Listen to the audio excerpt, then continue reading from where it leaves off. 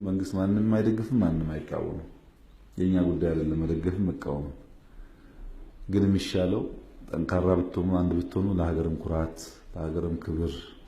ለተቸገረም ብዙ ጥቅም ይኖራል ብዙ ህዝብ አለን ከተጋገዝን በጋራ ልንፈታው ስለምንችል ራሱ አስተምሮ እንዴት ችግር እንደሚፈታ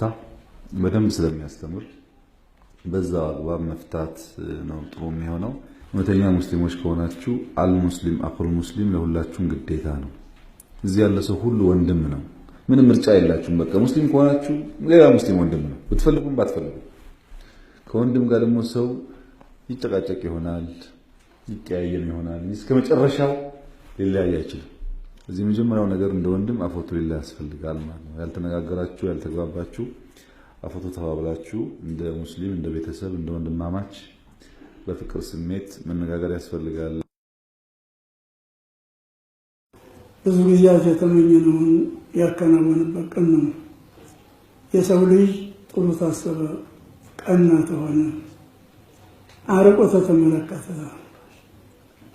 አዛኝ ተሆነ አገራዊ ሐሳብ ታለው ህዝባዊ አመለካከት ታለው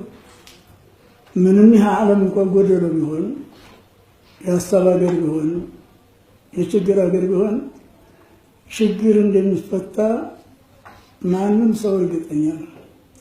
የዛሬው ቀን ምናልባት አልহামዱሊላህ ረብል ዓለሚን ብዙ ጊዜ ያለቀስንበትን ብዙ ጊዜ ያለፈንበትን የወጣንበትን የወረድንበትን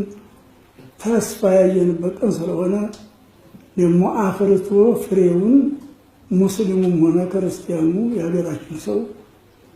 የተደሰተበት ይሆናል ብለን ሙሉ ተስፋ አለን አመሰግናለሁ አልহামዱሊላህ ረብል ዓለሚን الصلاة والسلام على أشرف الأنبياء والمرسلين سيدنا محمد وعلى آله وصحبه أجمعين እንግዲህ ዛሬ የተቋቋመው ኮሚቴ እስከዛሬ የነበሩ ችግሮችን አርሞ ወደፊት ህዝበ ሙስሊሙ አንድ ሆኖ በጋራ ልዩነቶች ሲኖሩ በሹራ በጋራ በመመካከር እየፈታ ወደፊት የሚሄድበትን አቅጣጫ የሚቀይስና ህዝበ ሙስሊሙ እስካሁን የሚፈልጋቸውን መንፈሳዊና የልማት ስራዎችን ጭምር አዘጋጅቶ ፕሮፖዛል አቅርቦ የኛም ተቋም ተጠናክሮ የሚሄድበት የጋራ የሆነ ተቋም የከሌ ተቋም ሳይሆን የጋራ የህዝበ ሙስሊሙን የሚመራ ተቋም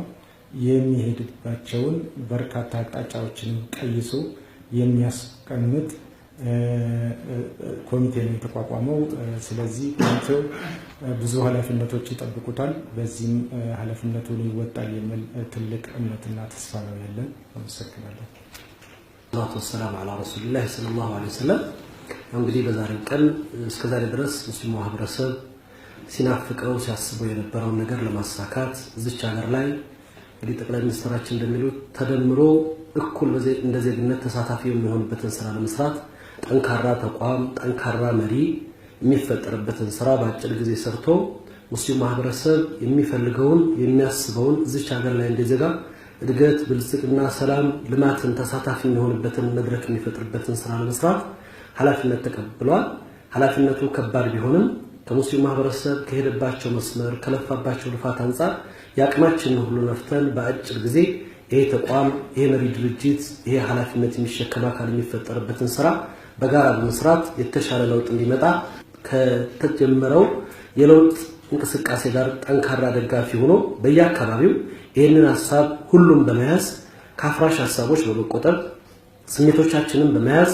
ይሄ የታሰበና የተጀመረ ጉዳይ ግብ እንዲደርስ ሁሉም ከጎን እንዲቆም አደራ እያልን ጥሪያችንን እናስተላልፋለን ይሄ ቀን ስለደረሰን አላህ እናመሰግናለን አመሰግናለሁ ወሰላሙ አለይኩም ወራህመቱላሂ ወበረካቱ ያው ዛሬ እንደተባለው በጠቅላይ ሚኒስትሩ መሪነት የሙስሊሙ ማህበረሰብ ችግሮች ለማየት ሰፊ ውይይቶች ተደርጓል ከዚህ በኋላ 9 ሰዎች ያሉበት ኮሚቴ ተመስርቷል ይሄ ኮሚቴ እንደተባለው ወደ 5 ማንዴቶች ስራዎች እንዳሉት ነው ዛሬ ተጠቀሰው አንደኛው የሙስሊሙ ማህበረሰብ ከማንኛውም ልዩነቶች አውጥቶ አንድ ማድረግ የሚገባውን ሁሉ መስራት ነው ሁለተኛ እንዴት የተጠናከረ ሁሉም ሰው የሚቀበለው የእስልምና ጉዳዮች እንዴት ይመስረት በምን መልኩ ይሁን የሚለው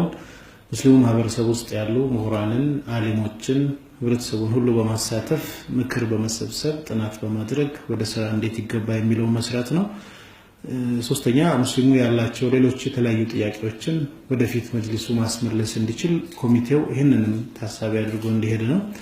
ሌሎች በየጊዜው የሚፈጠሩ አንድነትን ለመከፋፈል ችግር ለመፍጠር የሚፈልጉ ከየትኛውም ወገን ይሁን በይቅርታና በአውፍ በመባባል ስሜት እንዲኬድበት መስራት ነው። ይህንን ስንል ግልጽ ማድረግ ያለብን እኔም ሆንኩ ሌሎች እዚህ ያለነው ከሙስሊሙ መፍትሄ አፈላላጊ ኮሚቴ አባል እዚህ ውስጥ የገባ ለዚህ ኮሚቴ ውስጥ የሆነው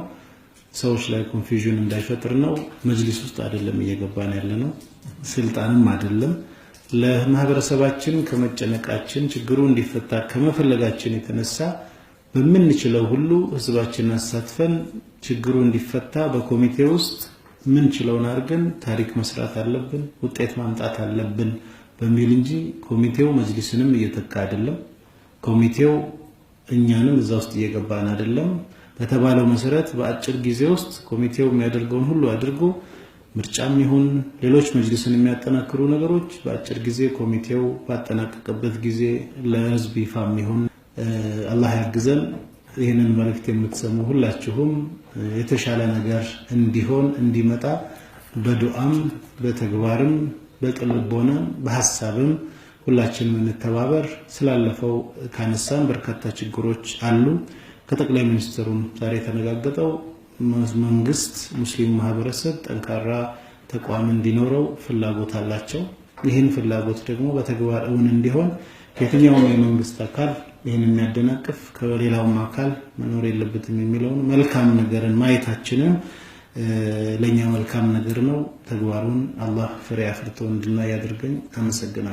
አመሰግናለሁ። ዛሬ ከሙስሊም የሃይማኖት አባቶች፣ ዑለማዎች፣ ኡስታዞች ጋር በሙስሊም ማህበረሰብ ውስጥ የነበሩ ጥያቄዎች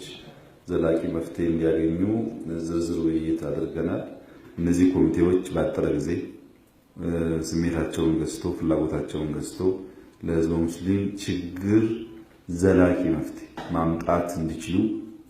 መንግስትም ህዝብም አምኖ አደራ ሰጥቷቸዋል። አደራቸውን እንደማይበሉ ተስፋ ይደረጋል። እንደዚህ አይነት አደራና እድል ሁሉ ጊዜ አይገኝም። ሲገኝ ደግሞ ዘላቂ ለታሪክ የሚሆን ነገር ሰርቶ ማለፍ ጥሩ ነው። ዘላቂ ነገር ከፈታም አሁን ባናመሰግነው እንኳን ትውልድ ያወሰዋልና የሚዘልቅ ነገር ቁም ነገር ያለበት ችግርን ይፈታ ሌላውን ተቋም ትምህርት የሚወስድበት ለካ የራስን ችግር በዚህ አግባብ ተስማምቶ መፍታት ይቻላል ብሎ ሁላችንም ትምህርት እንድንወስድ የሚያስችል ነገር የእስላሙን ልብ የሚያሳርፍ ነገር እንደምትሰሩ ሙሉ እምነት አለኝ። የቀረውን ደግሞ እሱ ይርዳችሁ። ተደምራችሁ ሙስሊምን አንድ አድርጋችሁ ጠንካራ ተቋም እንደምታደርጉ ሙሉ እምነት አለኝ። አመሰግናለሁ።